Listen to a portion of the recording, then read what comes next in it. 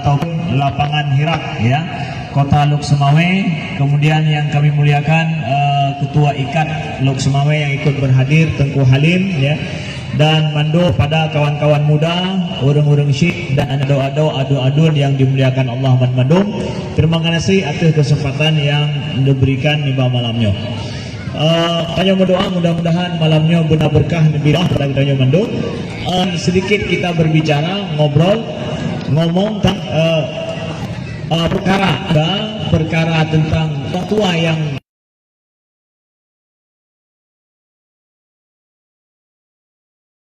sibuk dan pusing menghadapi anak muda, karena pegang kebanyakan di masyarakat kita menganggap bahwa anak muda itu masalah ya.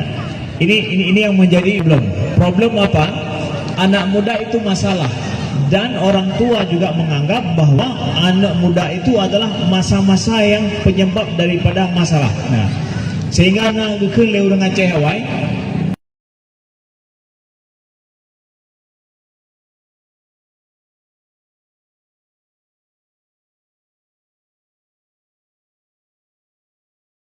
dipakai bukan pada sesuatu yang produktif, yang baik ya. Maaf cakap, di sini ada juga hadir Ustadz Damanhur ya, Damanhur Abbas, guru kita juga hadir. Maaf tadi ya, tidak kami sebutkan. Nah, kembali kepada topik kita, bicara tentang anak muda. Ada sentimen negatif di masyarakat tentang anak muda. Nyo yang perlu baca tanya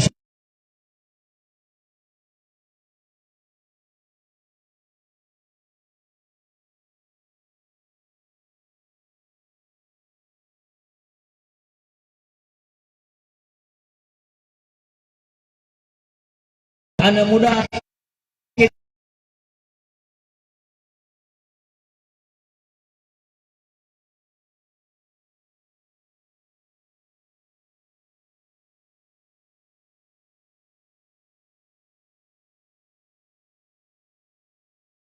Orang tua milenial sih ya.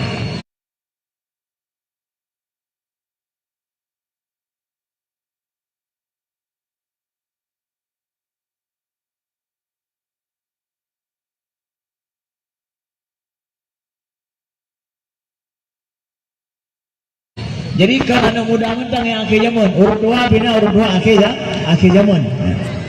Maka bagaimana seorang ayah, seorang ibu, seorang orang tua, bagaimana menyikapi ketika dia memiliki seorang anaknya yang remaja dan muda, baik muda ataupun mudi ya. Na anak inang, na anak agam, yang masa-masanya susah tak tahu, gimana caranya? Terkhusus adalah tentang kita punya anak muda kita punya anak ini sedang masa-masa galak ke agam atau galak ke inong, bahasa itanya mulai dia suka kepada lawan jenis. Bagaimana kita selaku orang tua harus menyikapi itu? Ini yang banyak disampaikan oleh orang tua. Ini yang mungkin sedikit ingin kita sharing bersama pada malam ini, kita berdiskusi. Bahkan nanti kalau ada yang ingin tanya boleh ya. Ya, yang ingin bertanya, diskusi lepas langsung, ingin bertanya, ngobrol, kami persilakan nantinya. Baik, yang pertama saya ingin cerita dulu tentang orang tua. Orang tua bagaimana mereka memahami tentang anak muda. Anak muda, kalau kita punya remaja di rumah, anak muda kita di rumah, ketahuilah wahai orang tua sekalian, bahwa kalau kita memiliki anak yang produktif hari ini, masa muda masih, ketahuilah bahwa di rumah kita itu ada masa depan. Masa depan anak kita yang muda. Nyo berarti rumah tangga lun, na anak lun yang agam, yang inang, yang matang muda, berarti ada harapan masa depan bagi anak kita. Tapi Ustaz, masalah aja ada anak lunnya naik tato, anak lunnya sana haji kebut ya. Sebenarnya anak muda itu sudah cukup pengalaman hidup atau belum? Yang namanya anak muda kan mantang hansip pengalaman hidup. Mereka masih belum sempurna konsep berpikirnya. masih belum sempurna ilmunya, belum cukup tua umurnya untuk punya pengalaman hidup. Maka selama anak muda kita masih belum cukup pengalaman hidup, kemudian ilmunya belum cukup, usianya masih sangat belia, ya pantaslah mereka tidak seperti yang Rona harapkan.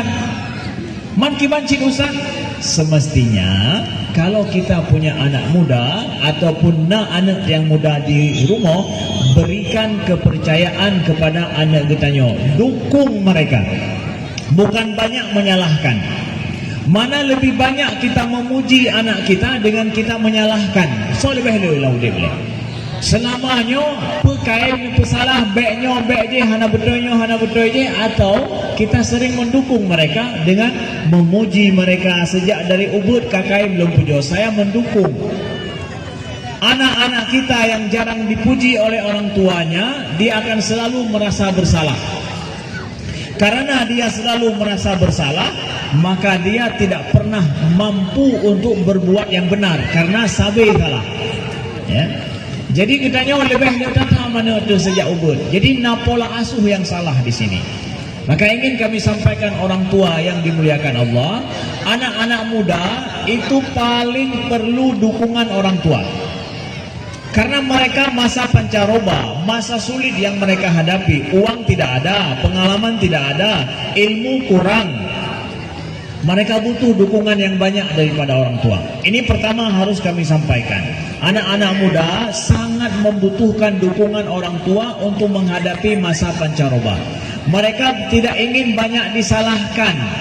Ini yang perlain tepung wagi urung syik mandum. Ini juga adalah kami sampaikan adalah lisan anak muda yang mereka butuh dukungan daripada orang tua. Ini yang pertama. Yang kedua, anak muda mereka butuh untuk sering didengarkan. Ini kami sampaikan kepada orang-orang tua, ya. Anak muda, ibu dan ayah memiliki sosok putra dan putri di rumah yang remaja dan muda. Sering-seringlah selama mereka masih pulang ke rumah, ajak mereka berbicara. Sering kita berdiskusi, sering tanya dengar, taduk bersama. Ada penyakit yang salah di kalangan masyarakat Aceh sebahagian, ya, tapi mungkin bukan di Lok Semawe, mungkin di luar. Ada anak-anak muda yang kalau berjalan dengan orang tuanya, bersama dengan orang tuanya merasa risih. Ya, kalau ayah pulang ke rumah, anak muda itu bir, anak liagang itu bir, ya. Jadi menyayah tamang rumah, anak itu bir, ya. Itu ada sebahagian terjadi di dalam keluarga. Ini sungguh sangat tidak harmonis. Maka perlu untuk kita sampaikan, anak muda butuh yang kedua apa? Butuh yang kedua adalah mereka sering didengarkan. Mereka butuh untuk orang tua sering cerita dan mendengar apa masalah yang dihadapi. Ketika anak muda kita, mereka tidak mendapatkan orang tuanya yang mau mendengarkan keluh kesah mereka, mereka akan cari kawan lain di luar. Makanya kenapa sering dah mendapatkan anak muda galak tan imangan di luar ngendroy, ayah ngemai hana itu oleh. Hana kurang menghargai kepada orang tuanya, lebih kepada teman-temannya. Kenapa? Karena dengan teman mereka bisa bercerita apa saja yang mereka kehendaki. Teman mereka akan mendengar. Sedangkan orang tua hana jang lun dengarnya, bek lu tak akan meratuh. Orang tua langsung pangkas, tak mau mendengar. Padahal kalau orang tua mau mendengarkan keluh kesah mereka, mereka bisa tinggalkan teman mereka yang tidak sehat di luar. Ini butuh dukungan daripada orang tua itu dia. Nah, jadi sebenarnya simpel sekali permasalahan. Kenapa ada kenakalan remaja di luar terjadi? Kenapa ada kemudian anak-anak lebih suka di luar rumah daripada di dalam rumah? Karena mereka merasa tidak punya teman di rumah. Maka orang tua yang punya anak remaja, anak muda di rumah, tidak hanya menjadi orang tua, tapi jadilah teman bagi anak kita. Nah, ini penting kami sampaikan kepada ayah dan bunda urung syik kamu yang dimuliakan Allah. Kalau masih punya anak tingkat SMP, ya, sering-sering bersamai anak kita, dengarkan keluh kesah mereka, sering berbagi cerita. Terlebih adalah anak dara kitanya, ya, anak dara kitanya yang putri. Kalau kita punya anak putri di rumah SMP dan SMA, itu hari sering-sering si ibu mendengarkan keluh kesah si putrinya. Kalau tidak, mereka akan curhat di medsos, mereka curhat di WA, curhat di TikTok.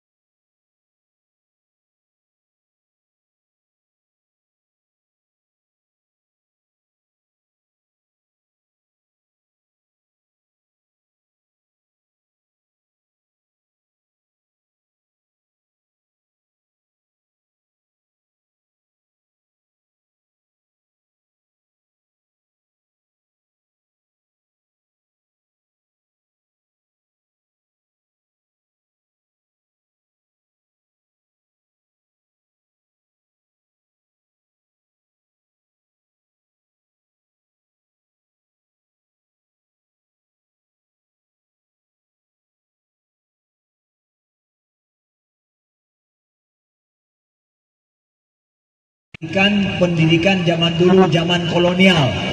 Kalian sekarang zaman milenial, itu zaman kolonial. Jadi kehidupan mereka masa kolonial dengan masa sekarang kan jauh beda. Jadi pahami dulu, mereka hasil didikan orang tua zaman dulu, hasil didikan kakek kalian zaman dulu, dan kondisi yang mereka hadapi berbeda. Maka kamu hari ini yang remaja, yang muda, hidup di masa berbeda dengan orang tua, tapi masa kalian lebih baik daripada orang tua kalian. Jadi hadapi kondisi orang tua kita, pahami mereka hasil didikan seperti itu dulu. Yang kemudian terima orang tua kita itu takdir Allah bagi kita. Oh salon hailo tu uruncik lo lagian, haid kalau uruncik lo lagian. Takdir Allah, Allah takdirkan bagi kamu, itu adalah orang tuamu seperti itu.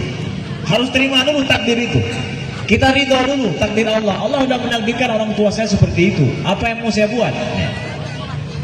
Setelah kita terima takdir itu, adik-adikku, kawan-kawan muda yang dimuliakan Allah, selanjutnya adalah jadikan pelajaran. Kalau orang tuamu ternyata nggak bisa kamu andalkan, jadilah kamu nanti lebih bijak daripada orang tuamu. Orang tua kalian nggak berpendidikan tinggi, kamu harus berpendidikan tinggi. Orang tua kita kadang nggak tamat SMP, nggak tamat SMA, maaf cakap, atau mungkin cuma tingkat S1. Tingkat pendidikan kalau luar biasa S1-nya, ya. Mereka hidup masa konflik yang lama kalau di Aceh misalkan, masa kesulitan kehidupan. Tapi sekarang kalian hidup di masa yang damai, masa yang sangat rileks, masa di mana ekonomi baik. Dunia gemerlap sekarang. Kalian harus lebih bijak, harus lebih baik daripada orang tua kalian. Jadi orang tua mana saja yang kalian dapatkan, kondisi mereka nggak bisa kalian andalkan, kalian harus lebih baik daripada mereka. kita azam dalam hati kita, lon lokalan urun syiklun lagainya, maka lon harus lebih baik daripada urun syiklun. Jadilah demikian. Jadi pembelajaran hidup. Jadi itu harus kalian pahami, kawan-kawan yang dimuliakan Allah. Kalau seandainya kalian mendapatkan orang tua yang kurang bisa kalian andalkan. Nah, jadi pelajaran penting dalam hidup. Saya banyak dapatkan kawan-kawan muda yang mereka justru banyak belajar dari kondisi orang tua mereka yang sulit. Ya, kondisi orang tua yang sulit, mereka justru banyak belajar di sana, memperbaiki diri mereka lebih baik karena melihat kondisi orang tua mereka yang sulit. Ya, itu harus jadi pelajaran bagi kalian. Kemudian bagi kawan-kawan muda, Ustaz cerita sedikit di bagian kedua ini adalah tentang perasaan. Perasaan, ya, ada apa namanya? Masa muda itu masa kita mudah sekali sensitif, terbawa perasaan. Kemudian juga masa muda kita ini adalah masa kita mudah untuk suka pada lawan jenis, ya. Ada cinta di sana, masa muda. Yang laki-laki suka sama perempuan, perempuan suka sama laki-laki. Itu masa muda, sejak masa mungkin, ya. Kalau ada cepat masa pubernya, masa SMP, masa SMA, atau bahkan yang terlambat sedikit masa kuliah, dia baru merasa suka pada lawan jenis. Ustaz mau bagi cerita, sharing sedikit tentang permasalahan ini, karena kita ini mau menghadapi Ramadan ini. Apa yang bisa kita belajar daripada Ramadan kita tentang masalah cinta ini, ya? Maka topik kita malam ini apa itu? Masa Ramadan cinta. Ramadan cinta. Ramadan cinta sebenarnya. Iya. Ramadan cinta. Iya, betul. Nasi kisah tentang Ramadan cinta, ya. Ramadan cinta. Iya. Jadi tentang Reo kita hari ini Ustaz, Ya. Ramadan mandanji manji hanarako Ramadan cinta. Oh benar. Beres. Ya, good. Nah, jadi bicara sedikit masalah ini, ya. Pertama adalah, apakah kita memandang ketika seseorang suka pada lawan jenis itu salah, ya? Ini ada sensitif di masyarakat bahwa kalau seandainya seseorang suka pada lawan jenis itu salah. Ya enggak lah, sebenarnya kan fitrah. Allah sedang menciptakan manusia itu suka kepada lawan jenisnya, itu sangat bagus. Justru yang bahaya hari ini yang suka sesama jenis. Yang bahaya orang. Yang suka sesama jenis itu adalah yang bahaya sekali. Tapi kalau suka lawan jenis bagus, normal berarti. Tapi sama-sama sejenis pun sebenarnya boleh suka Ustaz. Sesama jenis boleh. Ya. Sama-sama jenis manusia maksudnya. Oh, jenis manusia, ya. Sama-sama jenis manusia akan galak kelumo Cuma jenis kelamin mentang mungkin beda kan. Sama-sama manusia. Man galak kelumo versi itu enggak. Ya, nauzubillah. Ya, God, ya. Jadi kan ini adalah fitrah diciptakan oleh Allah Subhanahu wa taala. Tapi yang salah di mana, ya? Salahnya adalah, ya, apakah salah di pan? Tanya mudah dia boleh puduk pedang pai itu, bahwa kalau memang suka sama lawan jenis itu fitrah manusia. Itu diciptakan Allah adalah seperti itu. Zuyyina lin-nasi hubbus syahawati minan nisa'i wal banin wal qanatir muqantarati minadh dhahabi wal fiddah. Allah sampaikan begitu dalam Al-Qur'an. Bahwa Allah dijadikan rasa cinta, suka kepada wanita, itu memang sudah ayat Allah, itu tanda-tanda, ya, diciptakan oleh Allah kekuasaannya kita suka kepada lawan jenis. Jadi kalau begitu salahnya di mana? Salahnya kadang perasaan suka itu terlalu diumbar. Perasaan suka pada lawan jenis itu terlalu ingin, ketika suka ingin memiliki. Terlalu cepat ingin memiliki, itu salah. Yang ketiga adalah ketika sudah suka sama lawan jenis lalu kemudian ingin memperturutkan rasa suka itu dengan cara yang tidak pantas, ya, dengan cara yang tidak pantas. Di situ letak salahnya. Pertama begini, memangnya kita setiap yang kita suka harus kita miliki begitu? Kan enggak, kan? Nggak mesti yang kita suka kita miliki. Misalkan ada di sini kita lihat ada kendaraan bermotor ataupun mobil orang, mobil BMW misalkan, ya, kalau di sini, ya, mobil BMW atau mungkin mobil apa lagi mewah, Alphard lah mewah, ya. Kita lihat, suka kita, iya. Emangnya kalau kita suka saya harus beli mobil Alphard itu? Memangnya kalau suka mobil BMW saya harus beli mobil itu? Kan enggak. Cukup suka itu disimpan di dalam hati. Lalu kita doakan, ya Allah, mudah-mudahan Engkau berikan aku rizki dapat mobil seperti itu. Ya sudah, pada saatnya. Tapi cinta itu tidak harus memiliki, Ustaz. Ya, cinta nggak harus memiliki ya. Kalau memang cinta dalam tanda kutip ya, suka maksud saya ya. Suka itu nggak harus memiliki. Suka nggak harus memiliki, adik-adikku sekalian. Jadi kalau kalian lihat ada cowok yang ganteng di depan kalian datang, atau mungkin di sekolah, di kampus, saya harus memilikinya, nggak harus. Tapi cukup doakan bahwa ya Allah lagi yang ganteng, nah lagi Sanjay Dut, apa Sanjay Dut, jamun Sanjay Dut ya. Ya, lagi Salman Khan ya, ganteng kan le. Emang harus anda miliki Salman Khan? Kan harus. Tapi cukup doakan ya Allah lebih ganteng dari Salman Khan bermerempok, tapi yang soleh. Ya, benar maksudnya ya. Rasa suka itu kalian nggak harus memiliki. Ya, itu dia salahnya. Ya. Lawan jenis juga misalkan ya, jangan terlalu cepat kasih hati gitu.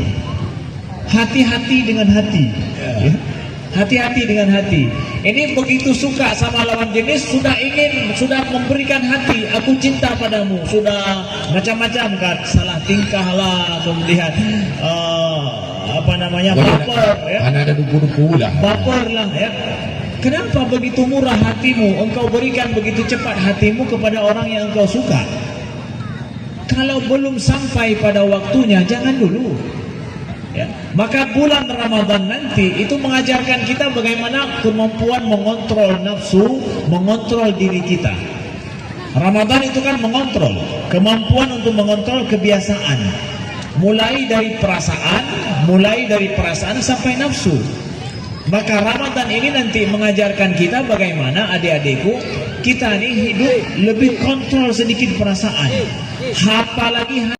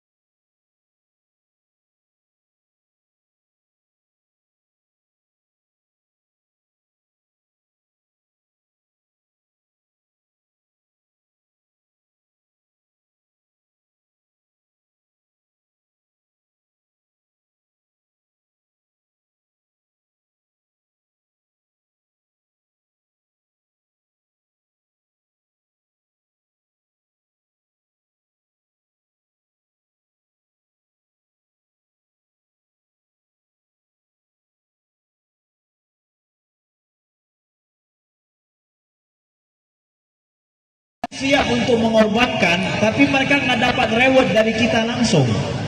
Orang tua kita kan bekerja, menghabiskan tenaga, waktu, pikiran mereka, uang mereka untuk kita. Emangnya apa manfaat yang mereka dapatkan dari kita? Nggak ada. Kita nggak ada manfaat mereka dapatkan kadang dari kita. Tapi kok mau Ustaz? itulah namanya cinta. Cinta sudah sampai begitu. Maka kalau hari ini adinda-adindaku, kalau kalian merasa cinta, kalian bilang cinta gitu ya sama lawan jenis, tapi kalian belum mampu seperti itu, itulah yang namanya cinta cinta monyet ya. Syukur-syukur bukan monyet yang main cinta gitu ya. Cinta monyet namanya, nggak asli dia. Cinta itu harus siap untuk mengorbankan, harus siap untuk ini. Maka kalau begitu, kalau kita mencintai nggak bisa banyak orang, cuma satu sanggup kita ya. Cuma satu kita sanggup, karena kita nggak punya kemampuan lebih ya. Kalau ingin bicara masalah cinta yang tulus, siapapun mau dapat cinta yang tulus ya. Kalau bicara masalah cinta yang tulus, jadi nggak sembarangan orang. Kalau gitu jangan engkau mudah mengumbar cinta kalian ya. Jangan siapa-siapa yang lewat cinta gitu, siapa yang nampak di TikTok cinta, jangan ya. Jaga perasaan hati, terkhusus bagi adinda-adindaku yang remaja putri ini ya. Kalian sangat mahal sekali hati kalian itu. Kalau sudah salah kalian memberikan hati kalian, itu akan sulit sekali hidup kalian. Ini yang pertama, masalah cinta. Yang kedua adalah, jadi kalau begitu, kalau berpacaran itu Ustadz nggak tepat dong. Sebenarnya pacaran itu apa sih ya? Pacaran itu adalah rasa suka kepada lawan jenis, tetapi sudah cepat gitu. Padahal orang yang kita berikan hati itu belum tentu orang yang tepat dan belum pada saatnya. Jadi kan makanya banyak orang putus cinta katanya. Putus cinta kebiasaannya itu adalah orang pacaran. Itu sangat menyakitkan sekali loh. Jadi pacaran itu banyak survei oleh para ilmuwan disebutkan, pacaran itu akhirnya ternyata lebih banyak menyengsarakan perasaan daripada membahagiakan seseorang. Ini sebelum kita cerita masalah apakah halal haramnya Ustaz, tapi ini survei mengatakan lebih banyak mengecewakan loh. Lebih banyak pengabe, kemudian pulsa be ya, menyahanai kirim pulsa kira ke hana cincani padahal pengtan ya. Yang galai pengun lamanya ya. Kemudian dia katakan hanya engkau satu-satunya, ternyata dia punya 10 di sana ya. Jadi kosnya banyak itu untuk pacaran itu. Kemudian udah berkorban, udah memberi hati, ternyata ujung-ujungnya putus. Saya pernah langsung mendengar kisah yang memang diputuskan cinta langsung bunuh diri di luar Aceh. Saya pergi ke, kalau dibilang ini enggak, pengkabi abang kasadar. Kasadar. Saya pergi ke dalam safari dakwah di luar Aceh gitu. Saya pergi ke sebuah bangunan mall gitu.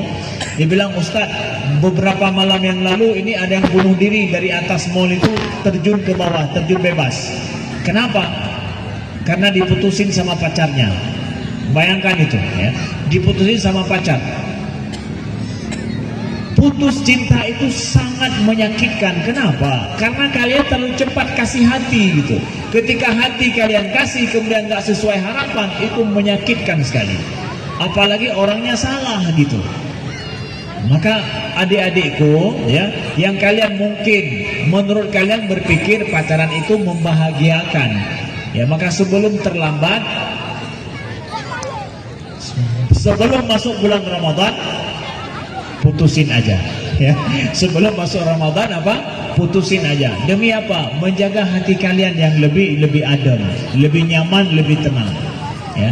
Nanti siapa saja kita yang siapa saja kita ini yang meninggalkan sesuatu karena Allah, Allah akan gantikan yang lebih baik pasti itu 10 kali lipat. Kalau ada si abang yang kalian putusin itu, lihat gantengnya seperti itu, kalian putusin dia karena Allah, Allah akan gantikan 10 kali lebih baik daripada si abang itu. Begitu juga si ade ya.